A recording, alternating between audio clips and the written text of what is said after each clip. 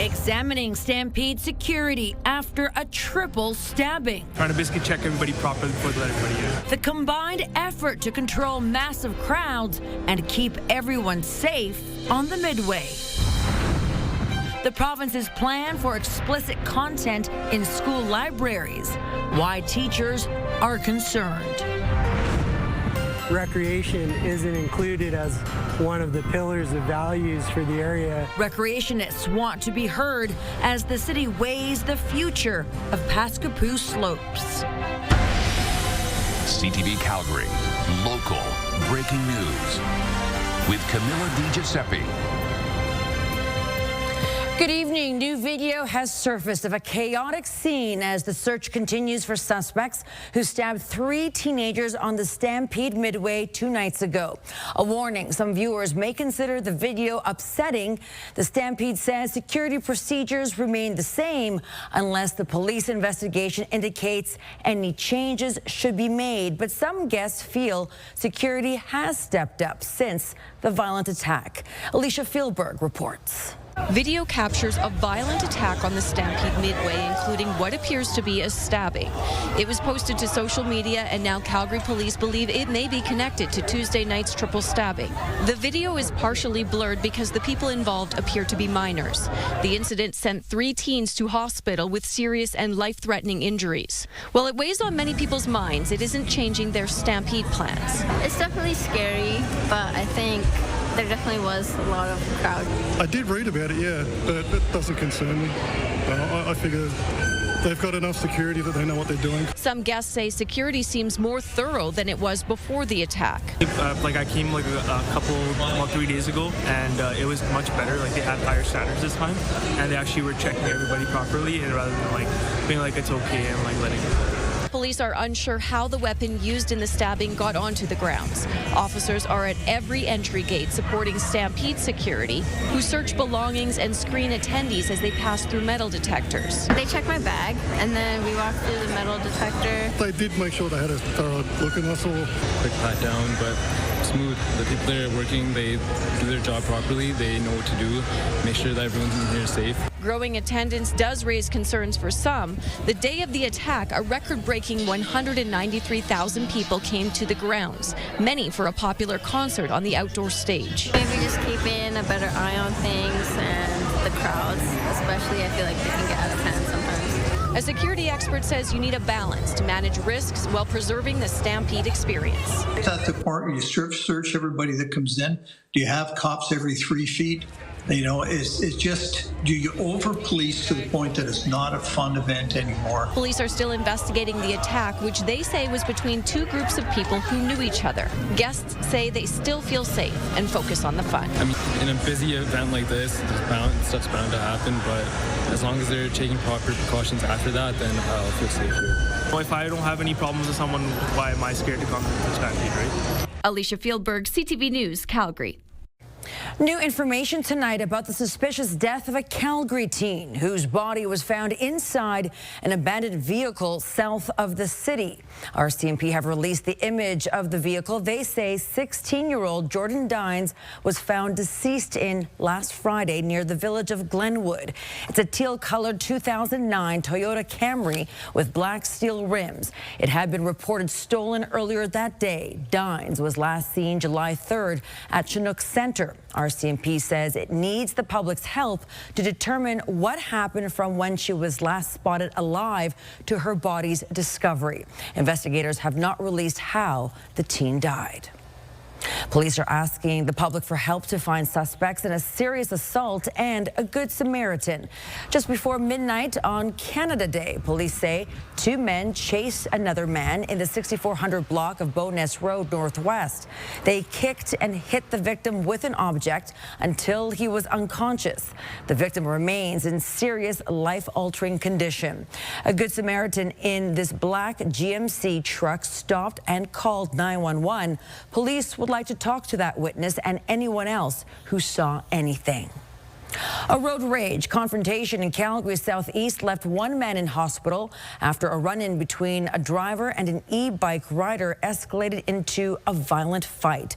It happened just before 7:30 Wednesday night at 36th Street and 26th Avenue Southeast. Police say the rider of a black e-bike cut off a vehicle, leading to a verbal exchange that quickly turned physical. The 66-year-old driver was hurt and taken to hospital in stable condition, while the e-bike rider took off heading south on 36th Street. Witnesses describe him as an Indigenous man in his 40s wearing a black jacket and blue sweatpants with white stripes and not wearing a helmet. Experts say never get out of your vehicle or attempt to escalate a heated argument on the road. If you find somebody stalking you, try not to go home. Go to a public place where you can find more people, more witness.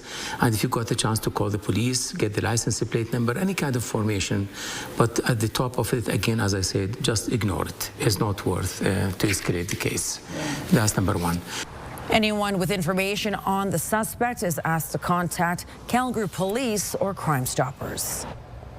The Alberta government has released what it calls clear guidance on the kinds of books it expects to see in school libraries come the fall. The education minister says she aims to ensure content is age appropriate and free from explicit sexual material.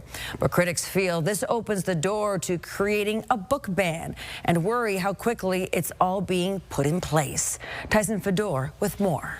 Alberta's education minister says he is not banning books in school libraries. We have an approach that strikes the right balance.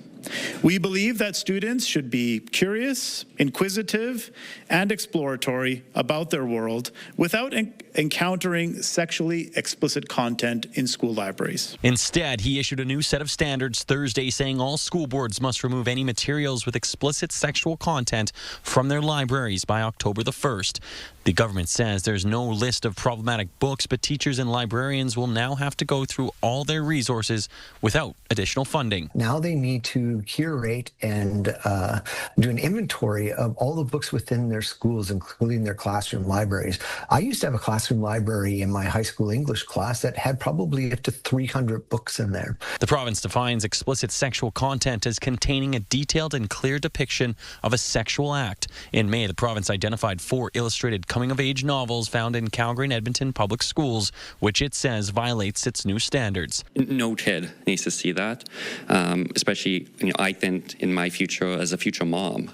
I definitely don't want my kids to ever see that stuff. The order states non-explicit sexual content may be accessible only to students in grade 10 and above, provided it is age appropriate.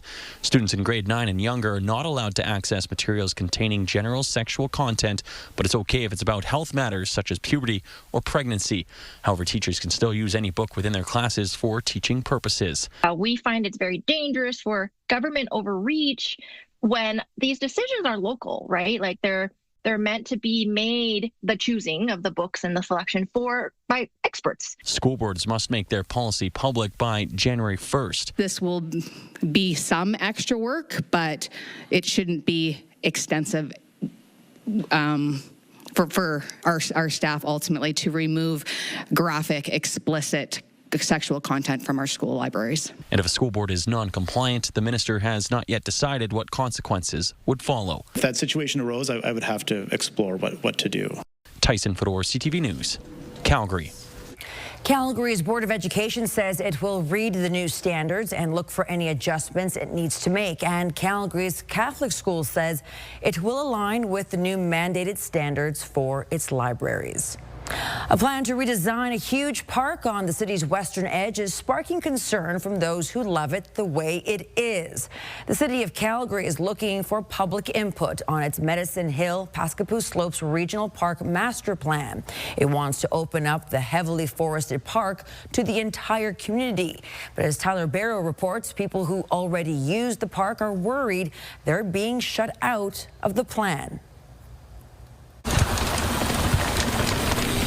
The trails on Medicine Hill, Joe Obad knows like the back of his hand. It has a mixture of technical trails that are great for experts and easy trails for someone who's never mountain biked before. He's worried the future of those trails is in jeopardy. The city of Calgary is developing the Medicine Hill Pascapoo Slopes Regional Park Master Plan. It would be super sad to lose as a biking area. Immediately east of Winsport, Pascapoo Slopes is 105 hectares in size. 40 hectares of it is developed, what most of us might know as Trinity Hills. The other 65 hectares is the Medicine Hills Regional Park. It is home to important archaeological and cultural sites. The city's master plan seeks to balance 4 pillars: nature, culture, education, and what it calls together, essentially community access. On Wednesday, OBAD and other bikers joined demanding a focus on recreation. It is not there as its own pillar, but if you come out on a night like this, you realize that most people come here to recreate. Bikers on the trails Thursday echoed the call. I would like to see it stay the same. The city says the project aims to maintain and preserve the area so it can be used by park users for various activities, as well as share ecological information and cultural history. It says recreation is included in its Together pillar. The city's master plan hopes to create a blueprint for the future of the park for at least the next decade. Mark Stemler's home overlooks the park. He's been there 2 years and likes it just as it is. I like it just to be forgotten about and just left the way it is. Tyler Barrow, CTV News, Calgary. On Saturday, July 19th, there will be a pop-up booth at Medicine Hill Regional Park. Public input is open until July 21st, and a link can be found on our website.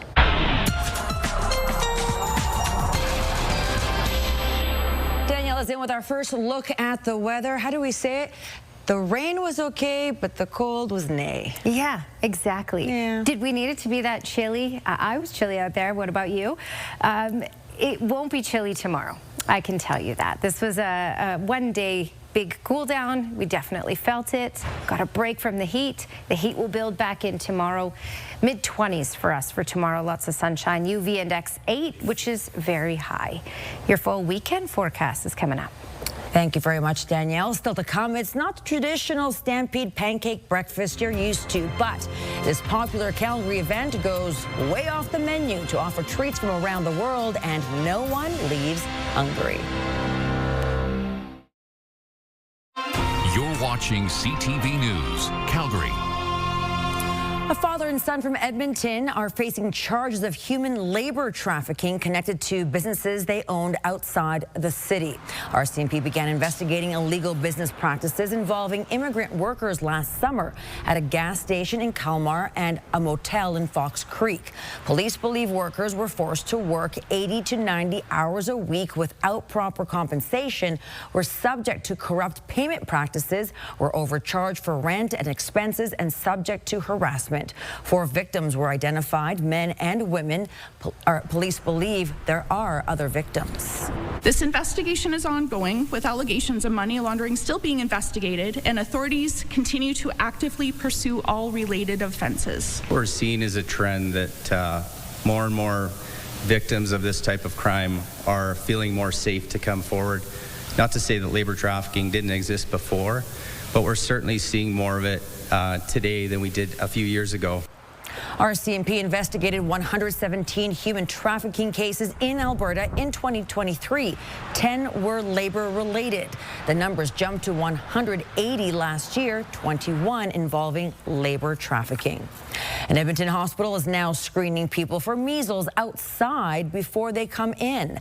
Staff at the Grey Nuns Hospital are screening people in their vehicles to reduce exposure to other patients and emergency room visitors. People who think they may have measles are being told to wait in their cars, and then they're sent to an ambulance bay to get checked. Infectious disease experts say events like the Stampede and K-Days are a recipe for the spread of measles.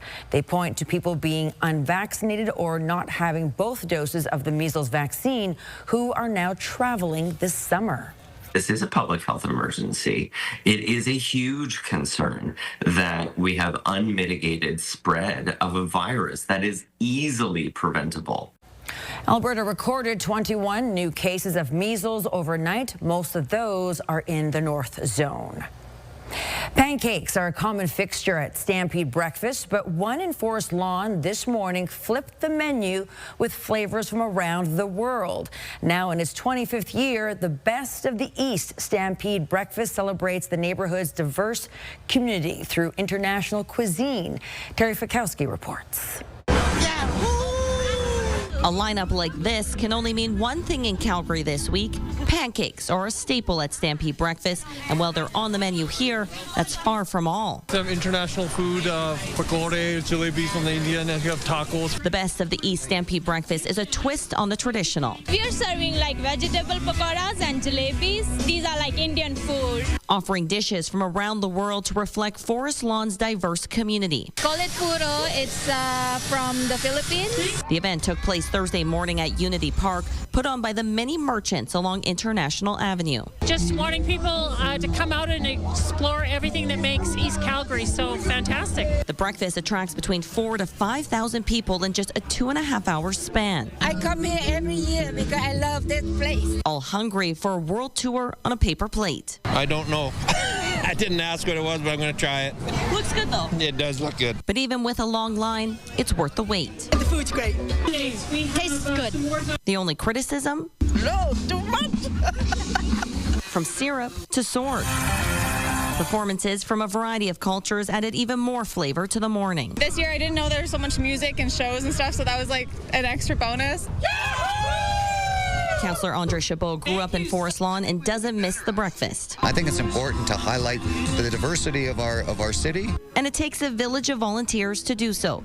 Even Calgary Police trading patrols for pancakes. And for the community that we serve, to be able to see them on a good day and share in a celebration like this. Organizers tell me that this was the first time in 25 years that there was a little bit of rain and wind, but despite that, there was a lineup right around the block for the entirety of the event. People looking for good food, music, culture, and community. Terry Fikowski, CTV News, Calgary. It was a special citizenship ceremony with a Stampede touch. True patriot love in all of us command. 19 new Canadians became citizens this morning at a ceremony hosted by the Calgary Stampede. They came here from 4 different countries, and the new citizens say the ceremony was moving. They ask you to do promises, like everything. It was so beautiful, and it was very touching. Yeah, I was kind of like reflecting everything that we have gone through past 5-6 years, all the hard work and all the sacrifices that we have done. But yeah, finally it has come to fruition, so it's good. Immigration, Refugees, and Citizenship Minister Lena Metlaj-Diab was here for the ceremony, along with Mayor Jody Gondek, who immigrated to Canada from the UK with her family in 1973. Gondek says Calgary is now the 3rd most diverse city in Canada. Congratulations. All right, Danielle's up next with her Skywatch forecast, and we do have a warm-up on the way. Details next.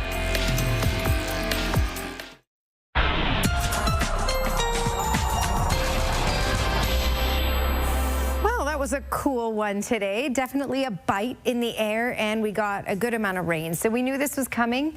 We're looking at a ridge of high pressure building in that will change the game over the next couple of days, and temperatures will warm. But for today, just a little high of 17 in Calgary today, 21 in Edmonton, warmer in Regina at 27, as you can see, warmer out east as well. And we'll get there. We will with this next ridge of high pressure. Here's a look at the activity earlier on today. So yes, we had widespread rainfall, consistent rainfall for the morning. Then we had instability in the afternoon that led to thunderstorm activity that was more isolated. But that's what we got today with those cooler temperatures, and we're on a totally different trend starting tomorrow. In fact, overnight tonight, this is a look at 3:30 in the morning, it's going to really start to clear out. Now tomorrow, mainly sunny skies, but by the supper hours, you may notice some cloudy periods, but that's really all to talk about for tomorrow because it will be pretty stable. This is the next ridge of high pressure that will build its way in, and this will be in for the weekend, pretty much. This should hold strong up until Sunday at 4 p.m. Sunday at 4 p.m., then we get another trough building in, and that could give us showers and thunderstorm activity. But we have a pretty decent stretch here, especially heading through the last weekend of Stampede. So 26 is our high for tomorrow, which is kind of like that Goldilocks thing, not too hot, not too cold. Then we start to get hotter as we head into the weekend, into those high 20s. And then by Sunday, a different weather pattern starts to move in. So by Sunday, likely around 4 o'clock, that's when we get into the chance of showers and thunderstorm activity to kick things off. So much of the day on Sunday will actually be quite nice, but by 4 o'clock, we start to transition once again as another system rolls in, and that will once again drag in much cooler air. So by Monday, we're looking at just a high 15 degrees, that consistent widespread rainfall, and then late day thunderstorms embedded in that as well. That's that possibility. But again, that's just a short-term cool down once again to give us a bit of a break from the heat. Mother Nature likes to give us a break. So the next 3 days, hot, then we cool down for Monday and Tuesday of next week, and then we bounce back into the 20s by Wednesday. Danielle, thanks so much. A much cooler and somewhat wetter Rangeland Derby, but there was no shortage of excitement on the track. The fastest heat of the night from GMC Stadium next. There's a horn, and we are off and running. It's Ray Crotto and Northern Mountain Bridge from the outside, and Jason Glass, Birch Cliff Energy to the inside, and Chad Fike, Steelhouse Triton, and there goes the checkerboard. Night number 7 at the Rangeland Derby. The defending champion Jason Glass gets out in front in heat number 8 with Ray Croteau Jr. and Chad Fike trailing. He will win heat 8 with a time of 1:12.15 seconds, moving into 3rd place overall with Jamie Laboucaine and Chance Vegan in top spot. A new batch of cowboys and cowgirls competing in Pool C on a much cooler day at the Stampede Rodeo. Day 7 action. Kick it off with the bareback. That's Weston Timberman of Columbus, Montana, and he's aboard Coconut Valley. They would combine for an 88.5-point ride, the best of the afternoon. Next, ladies barrel racing with some really good times out there. The best was turned in by Haley Kinzel of Cotulla, Texas. She and her horse sister get around those barrels in 17.16 seconds and a first place check of $7,000. Tie down roping, and that is Marty Yates of Stephenville, Texas. The 31-year-old will rope and get that calf down in very fast time, 7.1 seconds, the best of the afternoon. Over to steer wrestling, a tough day for the Bulldoggers. We did have a tie for first place, though.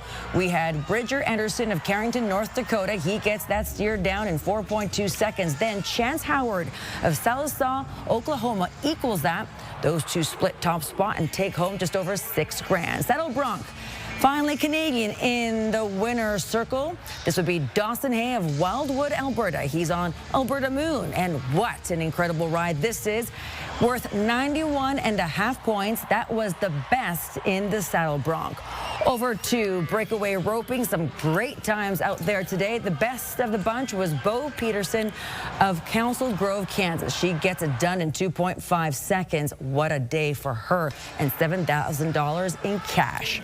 Bull riding, another Canadian stealing the show, Dakota Butter of Etonia, Saskatchewan.